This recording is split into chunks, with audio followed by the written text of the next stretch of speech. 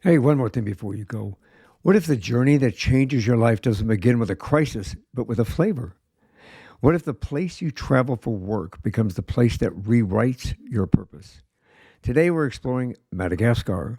In this episode, we're stepping into the story that blends food, culture, identity, travel, and the unexpected paths that shape who we are and who we become.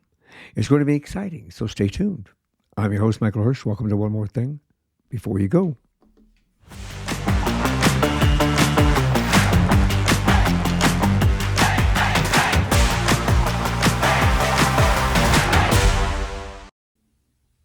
My guest was born in Versailles, France, just steps away from the legendary chateau of Louis XIV.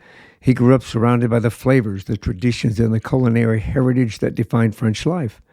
His mother taught him to cook at 6 years old and started with a simple yogurt cake, moving on to quiche Lorraine from her home region. In 2015, he partnered with star chefs. In 2018, he launched the Flavors Unknown podcast, and soon after, he published his first book, Conversations Behind the Kitchen Door. It featured 50 American chefs and their insights in today's food culture. We all love food, but everything changed. When the contest he created centered around vanilla, it took him to Madagascar in 2022. What began as a professional trip became a personal awakening. That journey became his newest book, A Taste of Madagascar, a blend of travelogue, anthropology, culinary storytelling, and the voices of Malagasy farmers, artisans, and chefs. Welcome to the show, Emmanuel Laroche. Hey, Michael. Thank you very much for having me. I'm really excited to have a conversation with you. Oh, what an amazing journey that your life has been on, especially. I mean, I love the aspects. You got the experience, the surroundings, the food, the culture, everything about what we take in with our eyes, what we eat and put in our mouths. Oh, absolutely. And, food is a great medium, for people to get together, bring people together, Mm. be around like, a plate at a restaurant with friends, family, making new encounter, like Yeah. meeting new people. So it's been like ubiquitous, since I'm a little kid. And thank you for this introduction. I should have you as my publicist. You're pretty good, I have to say. I can only what I am just a funnel to which your excellence comes out. We'll say that. This is what like a podcaster host are, the best for, and you're doing a very good job. Well, thank you very much, thank you. Well, Emmanuel, you grew up in Versailles as a place steeped in history, beauty, tradition. How'd your childhood near the chateau and your mother teaching you to cook at 6 shape your early relationship with food? Yeah, so I was born in Versailles, and then after that, my parents moved a little bit further southwest of Versailles, the town called Rambouillet. Very complex, I know, for the American ears, but yeah, I spent a lot of time with my mom in the kitchen. My dad was. French, English, sorry, French, Latin, and Greek teacher, and my mom was, mother at home, and I spent a lot of time with her, and I started to learn the ingredients, foods, and she taught me basic recipes. And when I was 7 or 8, she taught me how to put together like a quiche Lorraine. That was the region where she was from, and from scratch. So how to make the crust, how to deal with the topic when the eggs and the cream, the milk, and the strip bacon. So that's part still of my key recipe today. And of course, with my travels after in my role in the food industry, and then moving to the US, now I do other kind of quiches when I mix some ingredients and put some like Japanese influence in it and so on. And I still have the voice in my mom, in the kitchen behind me saying like, this is not the traditional recipes. A quiche Lorraine has to be made with a certain number of ingredients, nothing more. But I'm such a foodie that I decided to explore, that what's the basic recipe with other influences. but you still have the voice of your mom, wherever you're from. Always, always. It's interesting. It's we come from different cultures, different opportunities. But I had I guess I was lucky in a certain aspect. My sister married. I have Italian in my family. I have a little bit Hmm. of French in my family, about 23%, which isn't And very nobody's much. And perfect. nobody's perfect. Yeah, that's where I get my good looks from, right? It's I thought it was the Italian side. yeah, either one. We could pick one, right? So it's interesting because then my sister, my mother grew up in a southern environment. So Hmm. when I was very young, that was the food we ate was from a Yeah. southern perspective. And my sister married an Italian and from Rome, Hmm. and literally spoke no English. So I helped him to learn English, and I, in the process, learned Italian. Well, we became very close as brothers. So, in learning that, I lost my father at a very early age, Same. and because Hmm. of that, we became really connected. Well, Hmm. he brought a bunch of his family and some more friends over, and we all lived in the same apartment complex. So I got the Italian aspect of food and Yeah. how to eat and how to have conversations at the table, and how to cook and in it really cook kind of a Wow. thing. So And we have that in common. I, And I lost my dad when I was 12, so I'm sorry. young age as well. Thank you. But and yeah, and food. I think we have that in common as well. So It and the food coming from the Rome area in Italy is amazing. So oh I'm I sure that you have been exposed to great food. yes, Rome, Sicily, no, Napoli, Naples. Okay. Yeah. Yeah. Yeah, those three regions. Roberto was friends with people from those regions, and we have family in Sicily. So Okay. it's kind of one of these things where it opened my life in regard to that. And my brother went the southern route. Okay, so I don't eat at Hmm. my brother's house very often. Oh, there's some good food. I There love is. good. It depends where in the south, but I love. I have to say, I love biscuits. So Biscuits are that great. I know every time I go to the south, that's the first things. First of all, I have to be patient at when I go into a bakery or a place to get food because I live near New York, coming from France, so it's always like hop, hop, hop, and then I'm like, Yeah. no, now I'm in the south. Okay, let's take the time, and I got my biscuits. Because So that's I I I have to admit, biscuits and gravy used to be my favorite breakfast. Mhm. Used to love biscuits and gravy. It was, especially if they're made the right way. Yeah, Biscuits and gravy work out really, really, really well. Anyway, absolutely. that's a whole Anyway, nother sorry. conversation. No, that's Yes. all right. It's a whole nother conversation. But it gave me getting that Italian influence. It gave me a very strong appreciation of food and the meals and the time. Take the time at the table and take the time to eat and enjoy your meal, kind of a thing. Hmm. Especially like in America, we're fast paced here. Everybody wants Yeah. instantaneous gratification. They want the fast food environment. It just adapted to it, and I learned that, and I'm grateful for it. You, as you grew up, you earned the nickname Champagne Charlie. What does Yes. that say about your personality, your palate, and the way you connect with people through food and drink? How did Champagne Charlie come about?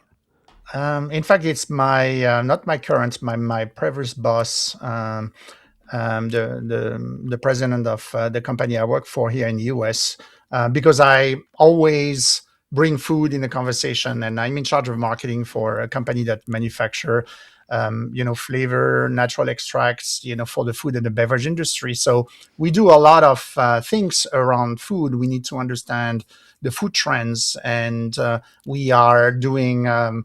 Explorations and tasting treks, around the country. We take customers, with us.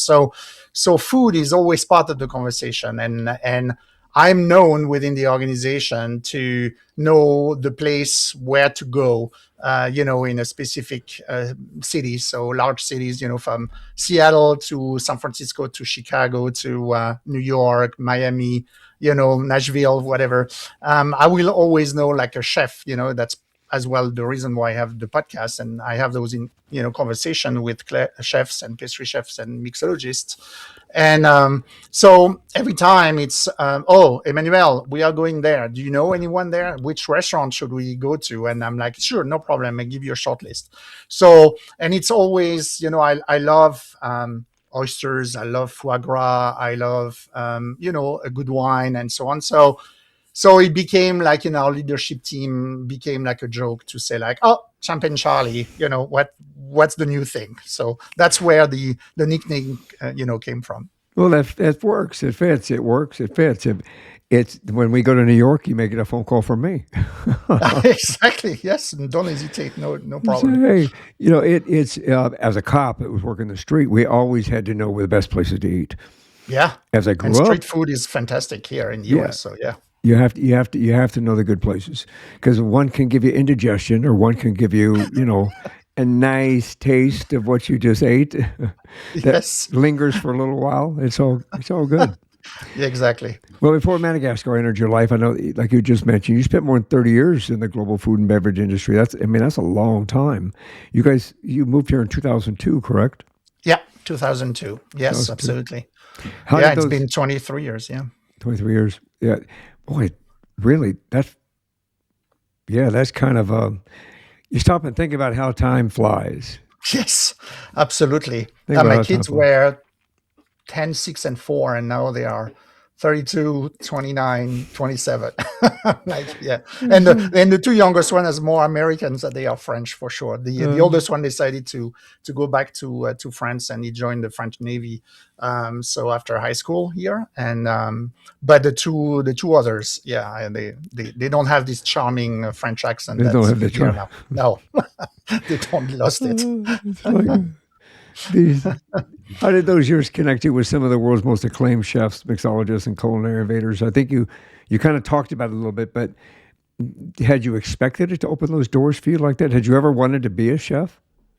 I think maybe like in the back of my head there was something. My uncle, so this brother, my mother's brother, was a chef and owned a restaurant and a hotel in Jura in France. And when I was a kid during the summer vacation, I spent some time there.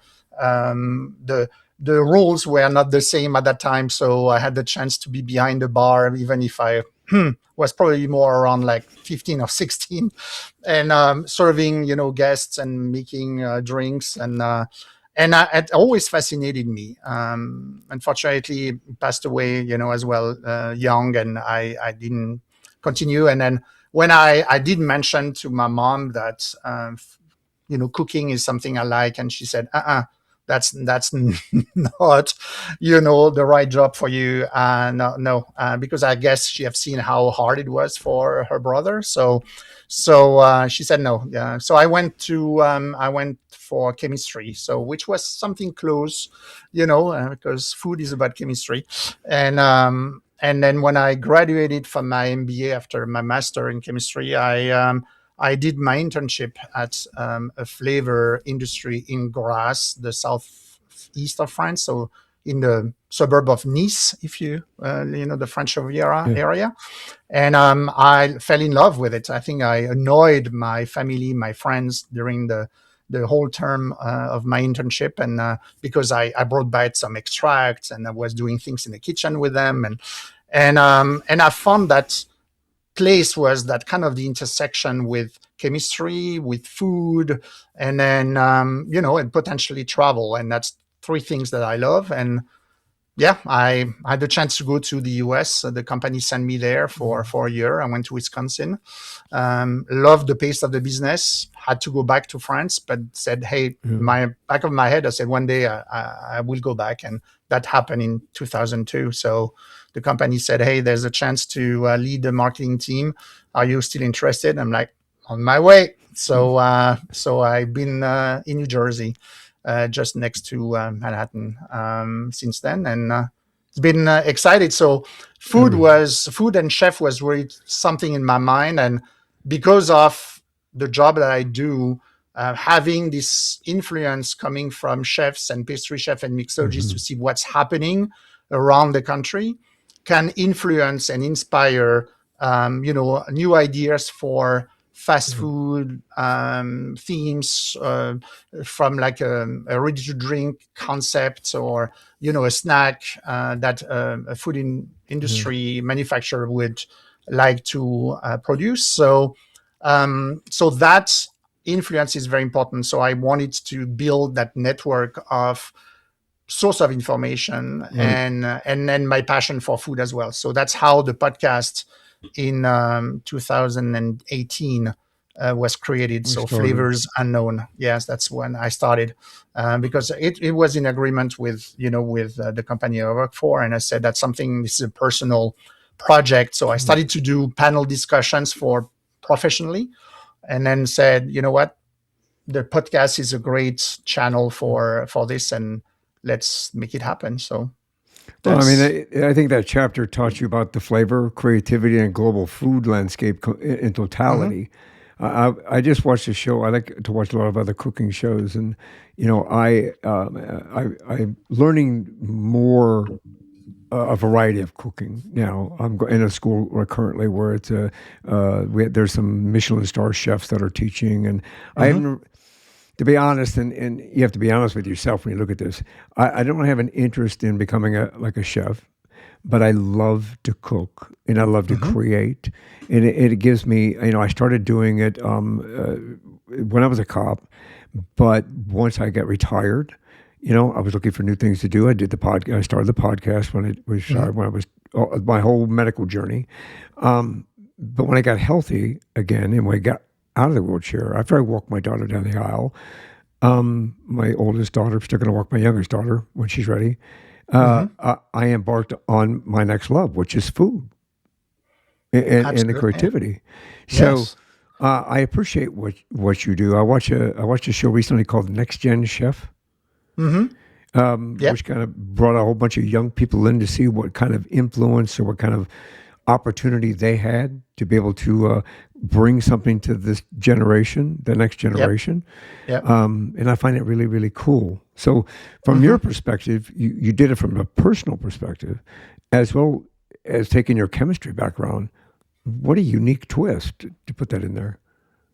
Yeah, and the what you're just mentioning with that show, I think it's a great, um, in fact, illustration of what is the mindset of the chef and the young generation of chef today, Yeah, which is about heritage, and it's about of giving back to the newer generation. I yeah, have seen chefs that were more from my generation were very protective of their craft. The chef from France, came with that, I would say, probably, story. But the French here, the chefs here in the US, I really admire their approach to mentorship, hmm, and really to show the path to the new generation. yeah, It's for me an inspiration as well for about leadership to any kind of business.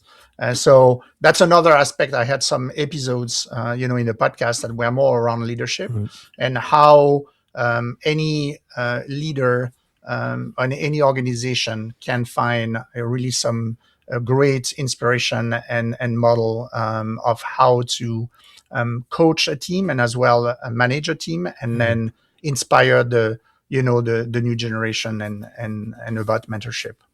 All right, that's brilliant. I want to go back and explore some of those because I feel that I agree with you. Leadership, it starts with leadership. The leadership has to give somebody the opportunity as well as the inspiration and the motivation to be able to bring that to us. And I think that it's brilliant that those doors are opening up in such a way that they can understand there's more to life than Burger King. Yeah, yeah, for sure. And it's funny that you are saying this, because that comment, I heard it so many times from my French family and French friends. Every time I go, I have the chance to go back to France at least once a year. Hmm. I have all my brothers, sisters, nephew, nieces over there. And when I had the podcast and started thinking about writing my first book, Conversations Behind the Kitchen Door, I always had comments from their friends and say, "Oh yeah, you were in the U.S. and you're talking about food, and but why? And said, what do you mean why? I said, they only eat burgers and hot dogs and pizza over there, so there's no food culture. And I'm like, oh wow, okay. So I said, when you travel to the US, you are the tourists that want to go to McDonald's and Burger King and look at all those fast food.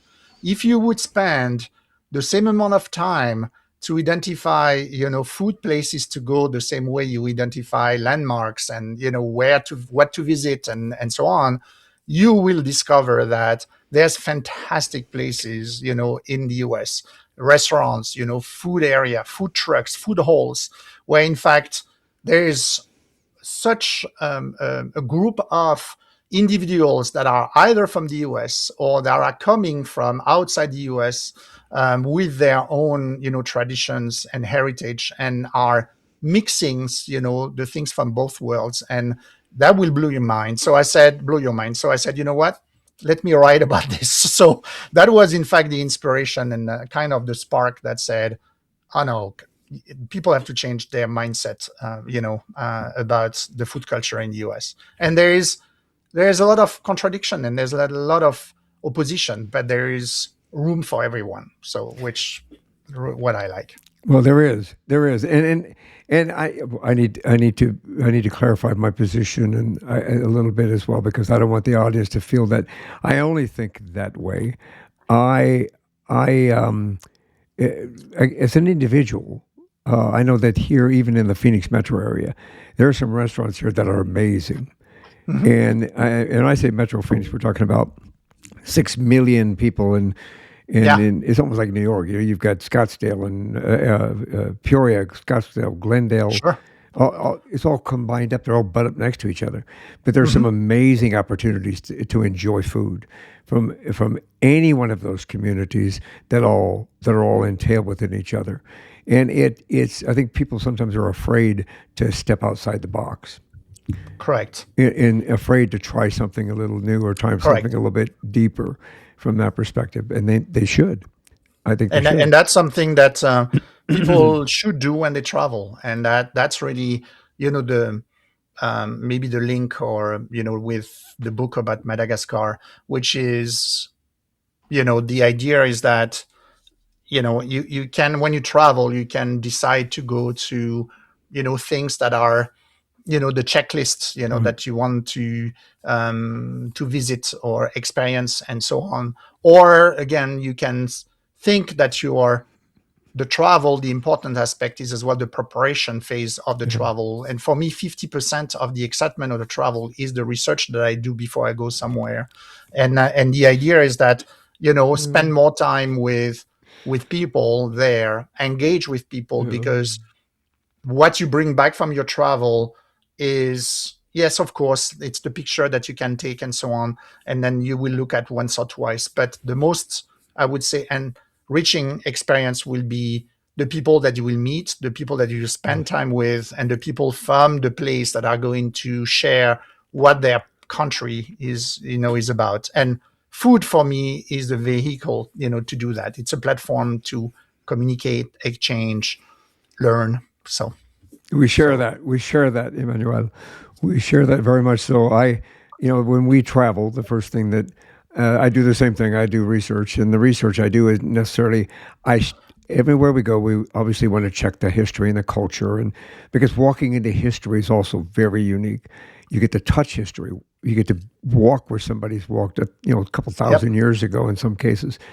So for that to me as well, a list of restaurants that I want to try is always on that research list, because I want to try this and I want to try that and I want to get Hmm. immersed in Hmm. the culture. Because Yeah. when I come back, I want to have it gained an experience not only with visiting a place or doing the tourist things, but embracing a new culture, embracing the culture, whether it be food, dance, music, Yeah. whatever it happens to be. I think it's a way for us to bring. It makes us grow as an individual. I think it makes us and grow. and and I believe, there's more people that are inclined to do this. If you see the success of like the Airbnb experiences, for Yeah. instance. So not Airbnb, places that you rent, but there's another tab which is, the experiences. So Yeah. you can book like someone organizing, and it's not like a tourist guide, and it's someone like you and me that are passionate about a topic, about Yeah. wherever they live, and they want to share that with people visiting. And it's usually not expensive, and you can really spend time with a small group, and Mhm. with that person, and you can really learn more about like the true roots and experience and the food or whatever it is, Yeah. or a craft, or so I like that. So if Yeah. it's a place that I don't know, I usually sign up always for maybe just like the tour of the market, and because I'm Yeah. food connected. But then I have like someone local that is going to show me things that I will never experience if I try to do it on my own. Yeah, I agree. Yes, I agree. That's we're gonna have to have another conversation. Here, let's talk about your first trip to Madagascar. You went in Yeah. 2022. It wasn't meant Yeah. really to change your life. It was part of a vanilla No. contest you created. Is that correct? Yeah, it was again business related, and we launched like a vanilla extract. I think in 19, so it was before COVID. And in order to do that, I work with a company called Star Chefs, which is a media marketing company with chefs and pastry chef and mixologists. And we launched a contest where, in fact, we send those extracts to those individuals, and we had about like a little bit short than 100 of those individuals that created like a unique recipe. And the top prize was of the contest, like the award was to for me to bring like three winners to closer to vanilla. Because if people don't know, 80% of the worldwide vanilla production takes place in Madagascar.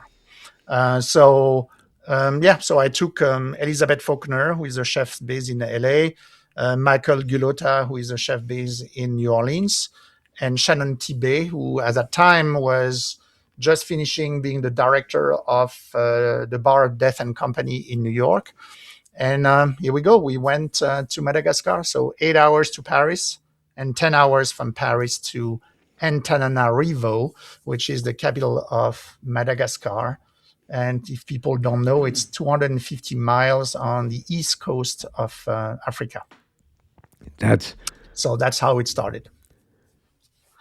that is an amazing opportunity to be able to, I think, spend time with the vanilla farmers, beekeepers, cocoa producers, Yeah. like and artisans. Because a lot, I think correct me if I'm wrong, but I think there's a very large portion of vanilla that we here use comes from Mhm. Madagascar region, doesn't it? Sure. Oh, yeah, yeah, absolutely. Yeah. In fact, something which was kind of a shock for us is that everywhere you go, usually to a country that has like a raw material like this food related, you are Right. going to experience that food, or that ingredients in the country. Uh, Madagascar, we were expecting, especially the chefs were expecting everything vanilla experience. Really? They will smell vanilla on the streets, they will have vanilla aroma in a spa or whatever. There's none of that. So we were like, okay. So we visited like the northeast parts of the country, the island. By the way, it's a big island. It's the largest island on the planet. So it's like a little bit smaller than Texas, but not almost as big as Texas. Wow. And then the vanilla grows into what we call the golden triangle on the northeast part of the island. And so we had that chance to have a conversation with a farmer, and we were like, okay, so how do you use vanilla? And they look at us, and if we have three heads, and they said, we don't. I said, what do you mean you don't? I said, no, it's like currency for us. It's money. So 99% of the production of vanilla is exported, and a big part come obviously to the US, and as well used by company like us, ours. We make extracts, we sell it to big companies that are making vanilla ice cream, or in bakeries, and so on. And but they said, no, we don't. I mean, we try, put like a bean also, in dessert and sauces, but for them, it's it's what really take their kids to school. It's what's really bring their income. For some time, a crop that is negotiated one day a year is going to last in terms of income for the entire year. For a family. So I have to say that obviously I knew about Madagascar since I'm a kid, because Madagascar used to be a French colony until 1960, so it was still part of the geographic school book, when I was at school. So I've seen the lemurs, I've seen the baobab trees, I've seen, all this fauna and flora that was unique to the island. I talk about Madagascar when I worked, and sold vanilla extracts, but I never embraced the importance of the human dimension behind the production of a food like this, which is iconic for us, and it's part of our heritage in the kitchen. It's part of like cooking together as a family. It's like a nostalgic flavors. Vanilla smell is something very important for us in the Western, culture. So, but all of that exists because you have people in Madagascar that are taking the time to pollinate the flower by hand. People maybe don't realize, but so I have to do a parenthesis. But vanilla comes originally from Mexico. There in Mexico, there's a little insect that pollinates the orchid. Vanilla is an orchid that grows on the vine. um, when the French took it, to other parts of the world to try to plant it in different places, like the Comoro Island next to, to Madagascar, in Indonesia, and so on, they took the insects with them, but the insect never survived. So then they planted the vine, and nothing happened. They were like, "Where's the vanilla?" And then the legend said that there is a slave, I think in the Comoro Islands, that for some reason had a bad temper moment and so on, and for some reason crashed like the flower, and it's artificially pollinated the flower, and then after that moment, there's been their first production of vanilla. So they decided to say, okay, what happened? And they relived the moments. And then since then, in fact, the story, again, not sure, it's a legend, it's a story there. But in fact, every morning when the flower opens on the vanilla beans, the women, because you need to have little fingers, go and pollinate by hand, flower after flower, one at a time, to produce the beans. So already that step is, you know, a lot of work. And then after that, there is the collecting of the beans, there's the curating of the beans, there's the sorting of the beans. They said to me that there's about like 40 hands of people that are in fact touching one bean of vanilla between it's I say harvested until it's like in your hand in your kitchen. So Wow. it's a big craft, and for me that was that discovery. I knew about Yeah. the chemistry, I knew about all the extraction aspect of vanilla, how to use it, after in the kitchen. I never really embraced the craft of the production of the vanilla beans before I came to the island. And I have to say that it changed me coming back, that I look at Right. a vanilla bean in my kitchen completely differently than before the trip. Before it was, oh, one is Mm. dry, I don't care, I throw it in the garbage. Now it's like I have to pay attention. I have to wrap it into plastic. I put it into like a tin, can, because it has to stay moist, obviously, to bring the flavor in whatever you are making. Well, I mean, I think this, what an amazing opportunity to learn tradition, craftsmanship, and resilience of these people, because I never knew that. I had no idea whatsoever that this was how it was happening. We take that for granted, I think, as the normal consumer, the individual that walks into the grocery store and buys a thing of vanilla, a vanilla extract, whatever the case may be. Mhm. You just kind of take it for granted. Uh, True. that's Absolutely. And wow. what is true for vanilla, it's true for everything else. And I think that's, that's kind of like the lessons, that I wanted, or something to share Mhm, as, what is the one takeaway at the end of the book is, exactly what you mentioned. So when you go into your shopping trip and then you are buying, different ingredients, mhm, just be curious, try to think about where it's coming from. So it's good for the sustainability story, knowing the origin, how it's been produced, and mhm. so on. But think about like the human dimension, behind it, Love it. and don't take it for granted. That's amazing. I have a new look when I pick up my vanilla. I will have a new appreciation of how that was made and where it came from. I can't wait to share that with my wife and my kids, actually, and my sister because my sister cooks. Yeah. And Yeah, I that's can't. pink peppercorn is another one, which I discovered when, I was there. I knew a little bit of pink peppercorn because I use it now and then. Right. And one of the chefs, like Michael Gulota from New Orleans, like fell in love with it. I said, oh my gosh, I mean, that profile of the pink peppercorn, is unique. So I learned when I was there that in fact Madagascar is the second world producer of pink peppercorn after Brazil. Brazil is number one, Madagascar is the number two. So you have a good chance that a part of the pink peppercorn that you Mhm, are consuming comes from Madagascar. And in my last trip, so we're talking about my first. So I went in first time in 22, second time the year after in 23. I went back the third time this last year in 25 mhm, in May, and the person that became my friend and there, a local that really guided me through the island, um, introduced me to the main producer of pink peppercorn, and it's in the southeast of the island. So my third trip was really about the south part of the island, and I went there, and it's where 80% of the production of pink peppercorn from the island is coming from.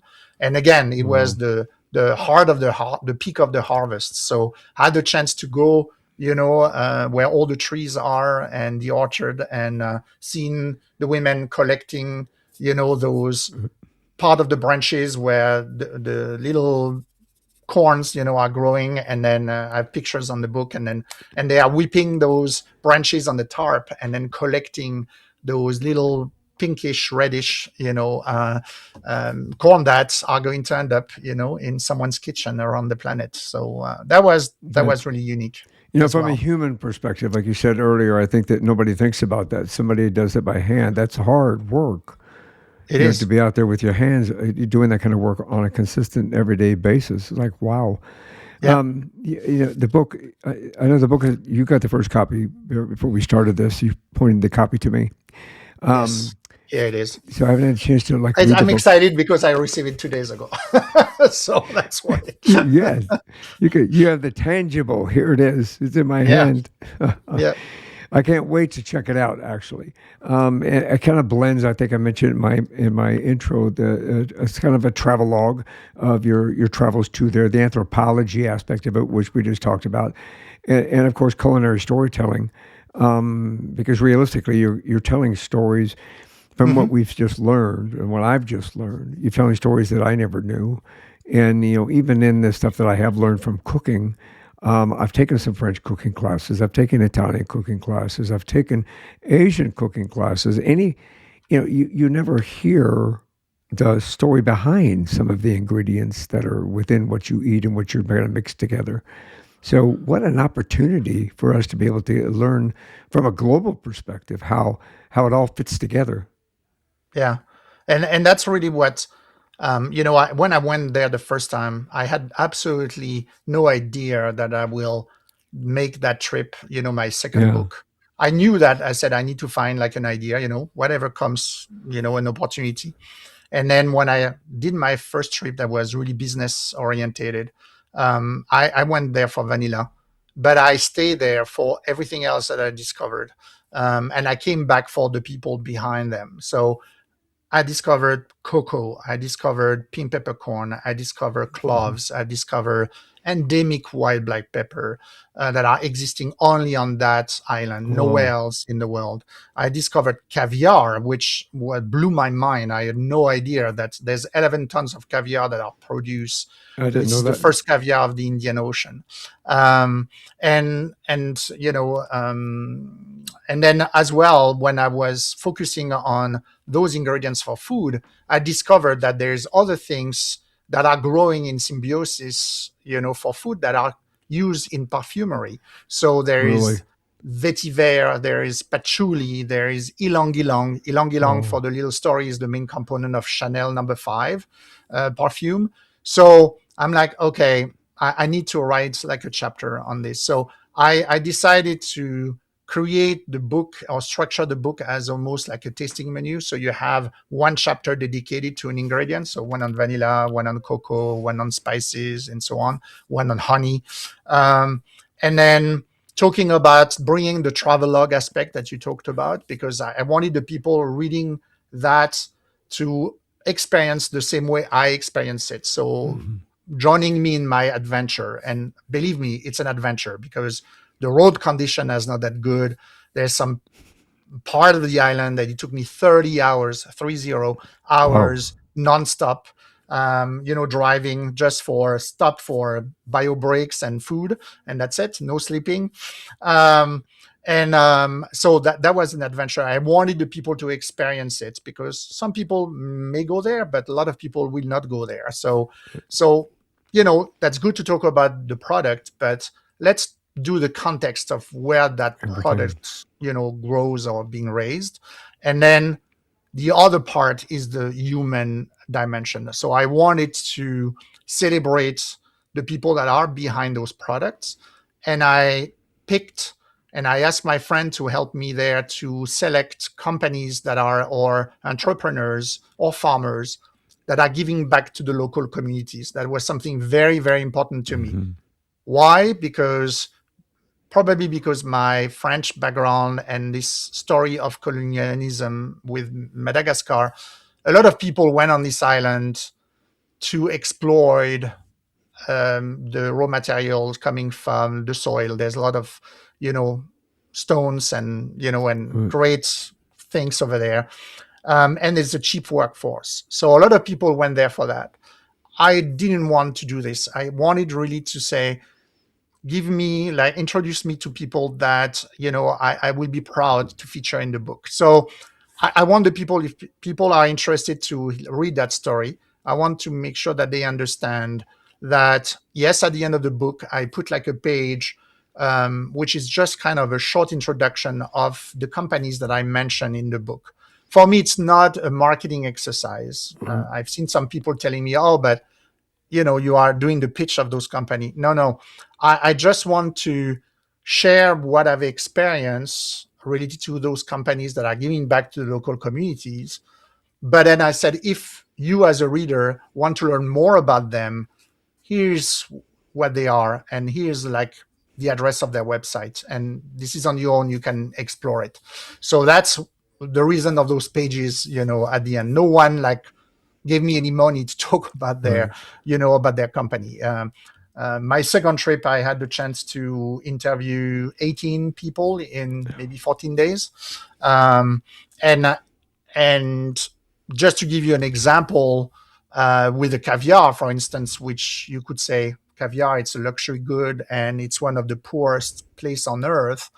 But the idea is that they did it that way because 80% of the people that work in the sturgeon farms are from Madagascar. They're people that they were put into like the whole education system and they graduated, from like the type of work that were needed, and then um, I interview those individuals, the divers that take care of the sturgeons, the person who is in charge of the production sites, all are locals, and they are so proud of what they can do, working in this company, and the fact that they are producing the first caviar from the Indian Ocean.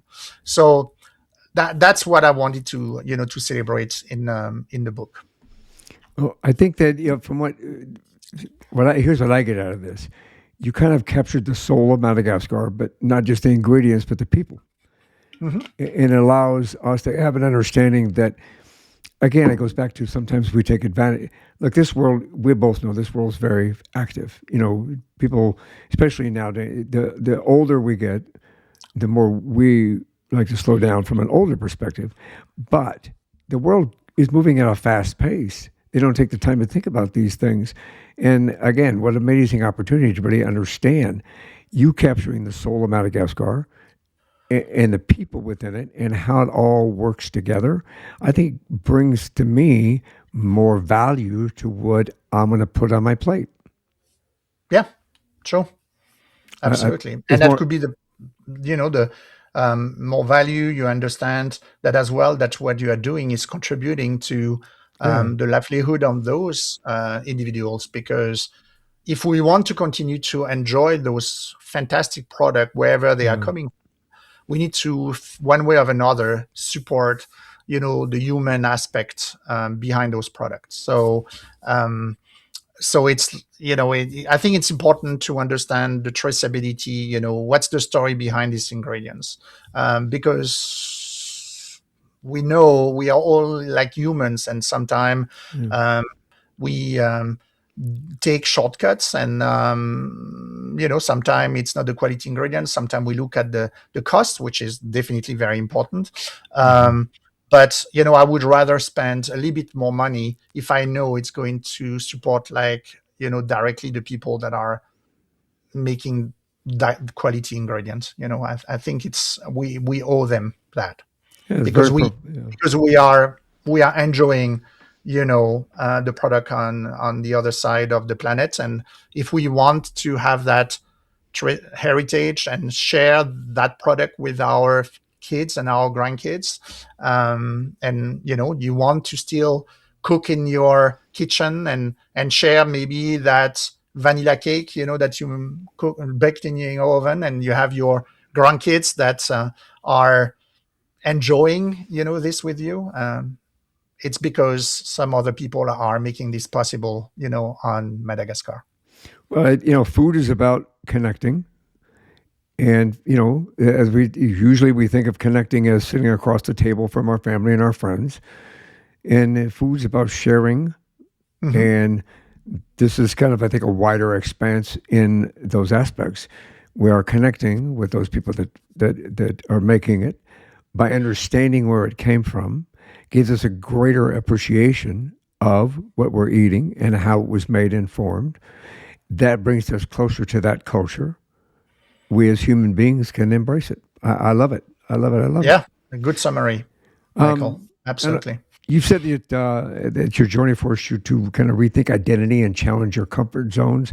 What did Madagascar reveal about like who you are and who you are becoming? Because that it's a good you kind of it's a good redefined question. yourself, right?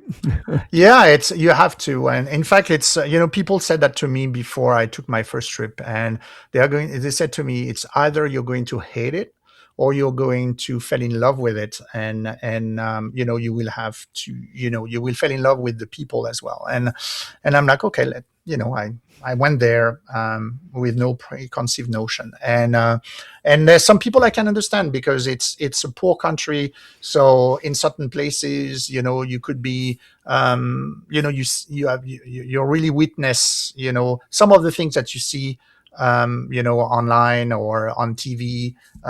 Sometimes it's comparable to things that maybe you see from India, or certain part of India. And the because it's low income, and so you need to adjust. And that contrast of that population being very poor, and then you coming there as a visitor. And I try not to judge. I try to Right. stay almost like witness, when I was experiencing. And but if you pass that, because who am I? I'm not going to change that dynamic, and don't have the power. Yep. But I can.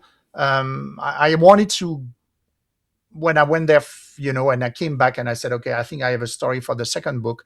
I didn't want to take the angle of things that people really. read about Madagascar. They read about it because there's been a cyclone, which is the equivalent of hurricanes, in the Indian Ocean, and the cyclone has destroyed, sorry, like one of the maybe half of the production of whatever, or there's been famine, or there is the dry, time of the year in the south, or there's corruption, and in the political governments. That's most of the time. This is the only thing that you hear about Madagascar, or the only thing that you hear is the movie, because Right. people talk to me about them. Oh, Madagascar, the movie. I'm like, yeah, it's an island, it's a country. Really? I'm like, yeah, it is.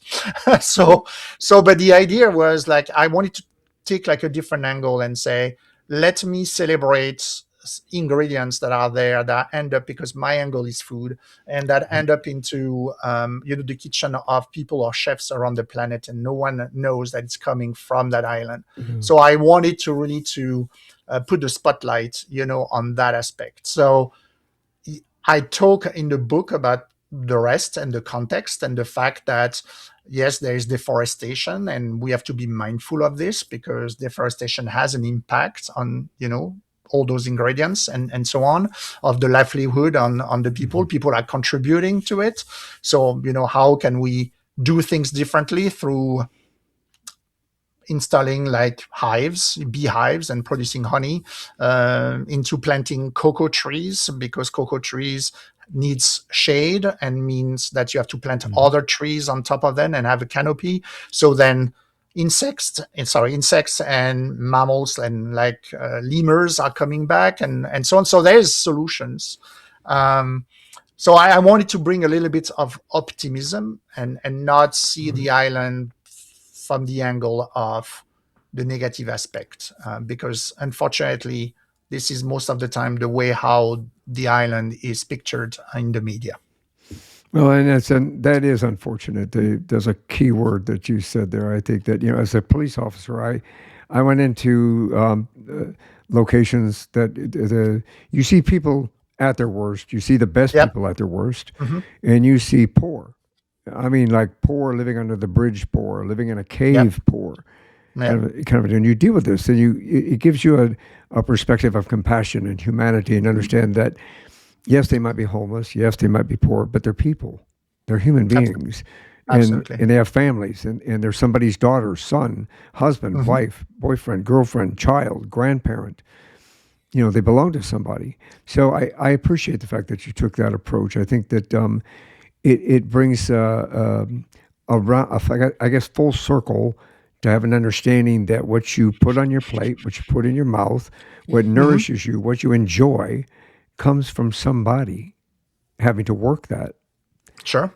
You The know, same it, way, the farmers, and the peasants, before whatever, do that. And I think it's yeah, important. And what I talk in the first book, Conversations Behind the Kitchen Door, is cook with the seasons, because the seasons is going to bring you what's best at the peak, of yeah, maturity of whatever fruits, vegetables, and then go to a farmer's market, engage with the farmers. They love it. They yeah. want to talk to you about their, what they do.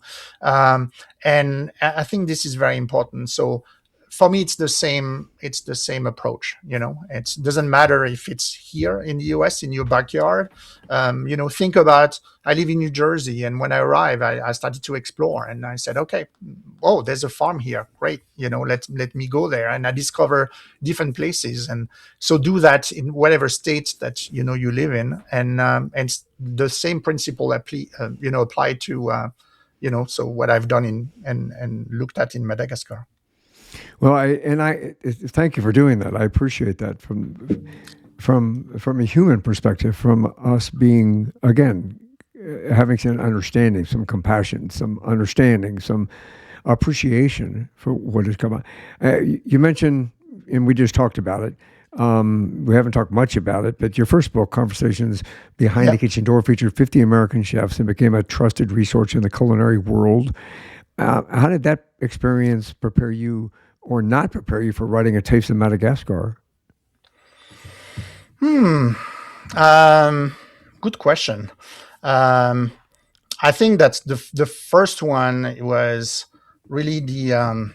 Sorry, I'm sorry to interrupt, but it's just my son is texting me, and I'm like, I need to answer him. That's okay. Sorry about that. Um, and I'm finishing this.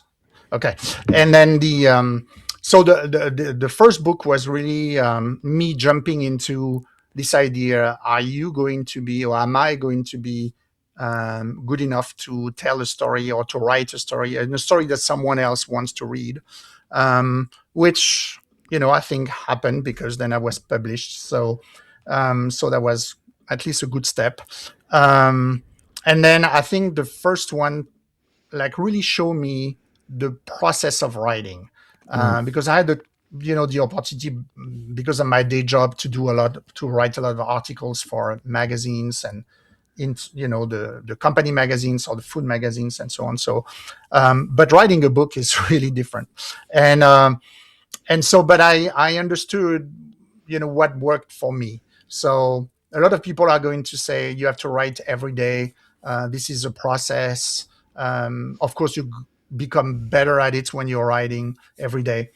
It didn't work for me because I have still have my work of vice president of marketing for the company, so it takes a lot of time. I travel a lot. It's difficult for me at the end of my day job to switch to creative writing.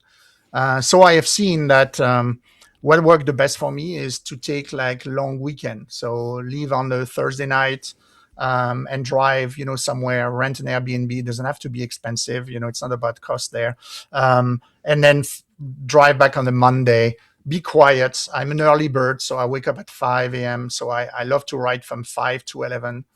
So I put that process in place, which I call it like the 3-6, which is like 3 days, 6 hour writing, and then I have another three after, which usually at the end of the day I revise what I've writing. So maybe the process is longer. It took me 22 months, I think, for both manuscripts, the book number one and book number two. um, but it works. So, and then at the same time I go somewhere, so I bring like the exploration of the food. So I go a place that I never been before, and then after I've written my 6 hours, then I go for lunch. I go to a nice restaurant. I go to a brewery. I have a nice coffee cup, and so on. So there is that element as well, in my process. So I think that's the that part of the process helped me for the second one because I knew what worked for me. I didn't have to, test and try and test things. And then the other piece as well is I think the podcasts and the first book helped me to know what I needed to put together in place with me when I traveled to the island, because that was the major difference. Is for the book number one, I am in the US. I can engage with people in the US. Madagascar is a little far, so you have to make sure that you have everything there with you. And I had my process again, so I had my little recorder with two mics for my interviews. I had my phone for pictures because I love to put together when I come back, kind of like mood board, per chapter. So I do a collage of some of the pictures to put me into the context, for writing.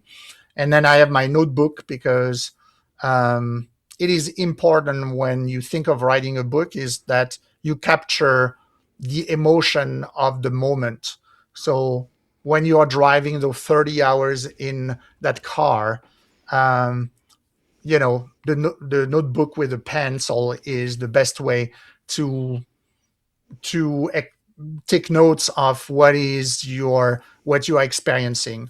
The fact that there's 9 hours in a dirt road where you might be stopped by a band of bandits that wants to capture the cows from a different village that might attack your car, and you see the nervousness of your driver, and you are asking him questions the same way you ask question when you were a police officer and say, what's going on, tell me, and he's not answering you. your emotion here needs to be captured on that notebook, because you will completely forget about the emotion in the moment. And that is very important, is when I'm back here on my desk when we are recording this episode here. um, I can go back to my notes and I relieve that emotion, so I can bring that emotion into the page when I'm writing. So I hope it answered your questions, You but did answer it brilliantly, actually. I appreciate that's the that. way that, so that's the process. Well, it's a great writing process. I think that when you bring something from that perspective, it's more personal. And it gives us, as the reader or the person that is trying to experience that journey with you, that's the opportunity for us to do that. So, yeah, I think it's great. My father and was a and, writer. and I think that the people, if they have this desire to write, they should do it, because a lot of people think about, like, oh, how Yeah. do you write? People think that one day I'm decide to open a page and I'm going to say, like, once upon a time. It doesn't work like that at all. It's really, you need to structure the book, and a lot of people are talking about, like, the fact that you can have a block, of the writer block. You hear that all the time. Yeah. If you approach it in a way that you know how your book is structured, and then you know which story is going to be part of which chapter, it doesn't matter, like, the morning that you want to write, or the afternoon or the evening you want to write. Just write about, like, whatever comes to your mind. It doesn't have to be in order. You will work on the order later. So there's no writer block. There is, like, what story do you want to tell, at that moment. That's brilliant, actually. Well, when we wrap, I always ask this one more thing, right? That you can give wisdom to. So, I think you almost did it, but I'm going to ask you anyway. Sure. Go for it. let's let's talk about how somebody can find Oh, I your amazing book and your podcast and your upcoming releases. Yeah, thank you for doing that. I love this slide, Michael. Congratulations. This is Thank you. fantastic tool for your guests. So yeah, they can find all this information. It's easy. It's the title of the book. It's a taste of Madagascar.com. The other way, if you want to hear more about the podcast, is flavorsunknown.com. So, and with those two website address, you find all the information. That's great. I'll make sure there's links in the show notes so that everybody can just click and find it. And Thank you. obviously, they can connect with you with your Instagram. It's also on the screen right below you. You started to say something before I jumped you into that call to action. No, I was just mentioning the idea that if you have that passion and the desire Hmm. for writing, I think you should do it. People should do it. And there's enough tools online to Hmm. guide you for nonfiction if you want to write a novel, or sorry, nonfiction if you want to write something like I did with my Right. book Conversations Behind the Kitchen Door, A Taste of Madagascar, something that you want to share your experience, how to approach, or if you want to write fiction, so like a novel. There's plenty of things that are available. I joined like a writers group, for the first book, Right. just to learn, like, the ABC, because it's an industry on its own, and it has their rules. It has their important individuals that are part of that industry that you need to know, and you need to know their roles. Right. Like an agent, or like a publicist, or like a publisher. All of that have some importance.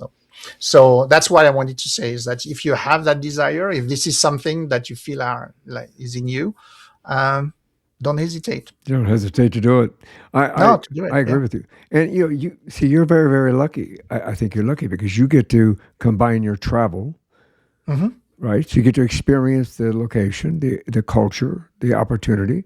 You get to eat different Yes. culture, different opportunity, and you get to meet meet those people. You get to understand where they come from and how they got where they're at and what they do in life and do it for us. So your perspective of writing was able to combine all of that together, which I think is like very, very cool. It is. I Very cool. feel fortunate every morning I wake up. Absolutely. For Well, sure. Emmanuel, thank you very much for being part of this journey. I appreciate you sharing your wisdom, your journey with us, your experience with us. I believe that you bring your passion to this culinary world and this cultural world that we all can share. I'm happy that we've had this conversation. I'm ecstatic that you reached out to me, and I hope we can have another conversation down the road. Sure. But there is one more thing before you go. So I know you just gave us some words of wisdom. Do you have any more words of wisdom? Anybody wanting to embark on their own journey?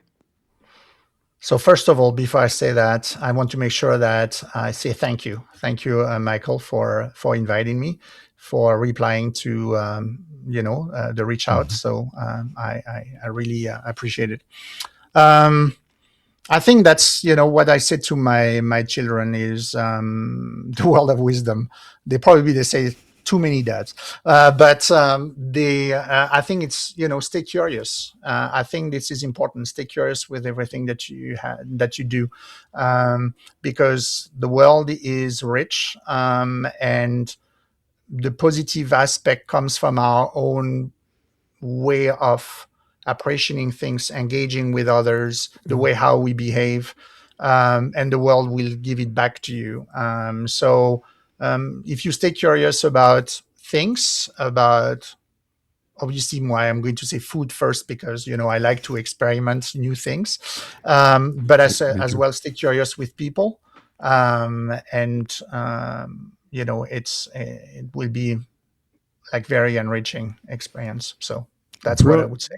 brilliant, brilliant words of wisdom. You gave us two brilliant words of wisdom. The one we just spoke and that one there. So I appreciate that.